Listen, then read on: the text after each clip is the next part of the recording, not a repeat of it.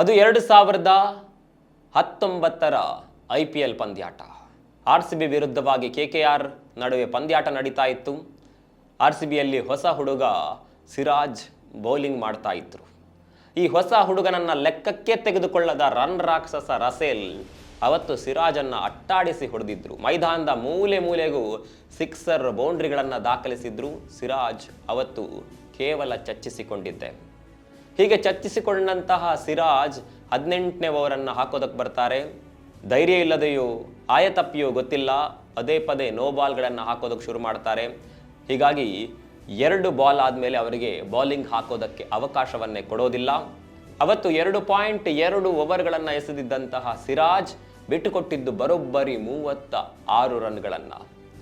ನಿಮಗೆಲ್ಲ ಗೊತ್ತು, ಇದು ಸೋಷಿಯಲ್ ಮೀಡಿಯಾ ಯುಗ. 2019ರಲ್ಲೂ ಕೂಡ ಸೋಷಿಯಲ್ ಮೀಡಿಯಾ ತುಂಬಾನೇ ದೊಡ್ಡ ಮಟ್ಟದಲ್ಲಿದ್ದಂಥ ಸಂದರ್ಭ. ಹೊಸ ಹುಡುಗ ಸಿರಾಜ್ ಮರುದಿನದಿಂದ ಟೀಕೆಗಳು ಶುರುವಾಗುತ್ತೆ.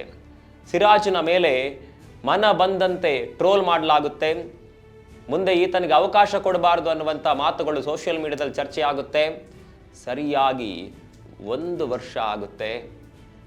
2020 ಮತ್ತೆ KKR ನಡುವೆ ಪಂದ್ಯ ಶುರುವಾಗುತ್ತೆ. ಅವತ್ತು ಸಿರಾಜ್ ತನ್ನ ಕಂತಿನ 4 ಓವರ್ನಲ್ಲಿ ಬಿಟ್ಕೊಟ್ಟಿದ್ದು ಕೇವಲ 8 ರನ್ಗಳನ್ನು ಮಾತ್ರ. ಅದರಲ್ಲೂ ಕೂಡ 2 ಓವರ್ ಮೇಡನ್ T20 ಅಂತಹ ಪಂದ್ಯದಲ್ಲಿ ಕೋಲ್ಕತ್ತಾ ವಿರುದ್ಧ 2 ಓವರ್ಗಳನ್ನು ಮೇಡನ್ ಎಸೆದಿದ್ರು ಸಿರಾಜ್. ಬರೋಬ್ಬರಿ 3 ವಿಕೆಟ್ಗಳನ್ನು ತೆಗೆದಿದ್ರು. ಅಂದಿನಿಂದ RCB ತಂಡದಲ್ಲಿ ಸಿರಾಜ್ ಆಗಿ ಬಂದಿದ್ದಂತಹ ಈ ಮೊಹಮ್ಮದ್ ಸಿರಾಜ್ RCB ತಂಡದ ಮಿಯಾಭಾಯಿ ಆಗಿ ಬದಲಾಗ್ತಾರೆ. ಮುಂದೆ ಬರೋಬ್ಬರಿ 6 ವರ್ಷಗಳ ಕಾಲ RCB ತಂಡದಲ್ಲಿ ಮಿಯಾಭಾಯಿಯಾಗಿ ಮಿಂಚ್ತಾರೆ. RCB ತಂಡದ ಆಪತ್ ಬಾಂಧವನಾಗಿ ಮಿಂಚ್ತಾರೆ. RCB ತಂಡಕ್ಕೆ ಬೇಕಾದ ಸಂದರ್ಭದಲ್ಲೆಲ್ಲ ವಿಕೆಟ್ಗಳನ್ನು ತೆಗೆದುಕೊಡ್ತಾರೆ. ಇಂತಹ ಸಿರಾಜ್ ಈ ಬಾರಿ RCBಯಲ್ಲಿಲ್ಲ. ಅವರನ್ನು ಈ ಬಾರಿ RCB ಜೆರ್ಸಿಯಲ್ಲಿ ನೋಡೋದಕ್ಕೆ ಆಗೋದಿಲ್ಲ ಅನ್ನುವಂಥ ನೋವು ಖಂಡಿತವಾಗಿಯೂ RCB ಅಭಿಮಾನಿಗಳಿಗಿದೆ.